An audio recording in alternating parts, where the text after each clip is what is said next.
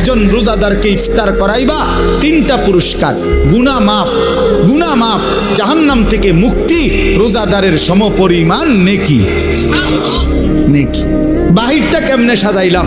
আল্লাহ বলে বাহিরটা সাজাইলাম হলো এই, জান্নাতের দরজা খুলে দিলাম, জাহান্নামের দরজা বন্ধ করে দিলাম, সব শয়তান এবং দুষ্ট জিন শেকলে বন্দি করে দিলাম, সব দিক বন্ধ কইরা 8 গাঁট বাইন্দা, দুয়ার খোলা শুধু একটা, সব দিক ক্লিয়ার, এদিক কোনো আন্দিয়া বাইরিবার জায়গা নাই, দরজা শুধু এইটা দিয়া ঢুকবা, এটা দিয়া বাহির হইবা।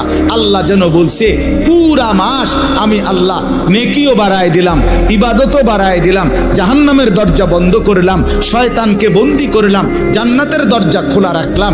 এবার পুরা রমজান যেখান দিয়া রওনা দাও, কুমিল্লা থেকে, চিটাগাং থেকে, খুলনা থেকে, সিলেট থেকে, বাংলাদেশ থেকে, লন্ডন থেকে, ইউরোপ থেকে, আমেরিকা থেকে, সৌদি আরব থেকে, বাহরাইন থেকে, যেখান থেকেই আমার রমজানে রওনা দিবা, আমার বন্দিগি, আমার হুকুম মানবা, গুনাহ ছেড়ে দিবা, আমার ইবাদত করবা, মাস শেষে একটাই দরজা মিলবে, সেটা শুধুই জান্নাত, শুধুই জান্নাত, শুধুই জান্নাত।